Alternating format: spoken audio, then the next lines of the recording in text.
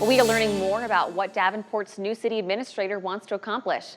You might remember, Davenport was without a formal administrator since last November. And now Doug Maxeiner has officially been on the job for about 2 weeks. And News 8's Joe Habersham got to sit down with Doug.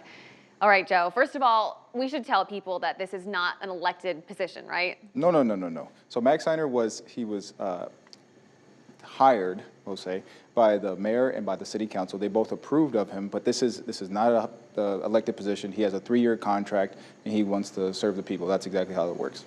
But his job is pretty important, and this isn't Doug's first time being in a Quad City hall. Where else has he worked? You're right. So he was in East Moline before that, from 2019 to 2023, and then right before that, he was in Moline for a few years. I think it was a 2-year term, but he has over a 32-year history of working in public office. And now he's city administrator in Davenport after Corey Spiegel left last year. So what did he tell you that he wants to accomplish? You know what? He did say, he's still getting his legs under him. This is a very new position. He did say that he wants to address, or he wants to figure out solutions for the homeless population. He knows that that's a very big thing in Davenport compared to the other cities that he's worked in.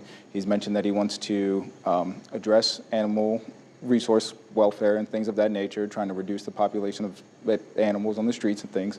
And then the last thing, Davenport Junior Theater. He's trying to help them find a new home. They need to get a new place, and he wants to be a big help with that. Okay, those are 3 pretty specific things. What about, really quickly, ARPA funding? Yeah, you're right. So by the end of this year is when all the money has to be allocated, and it should be spent by the end of 2026. So he has to get a budget going, or he has to get those plans solidified, rather, so that, like you said, time doesn't run out on ARPA funding.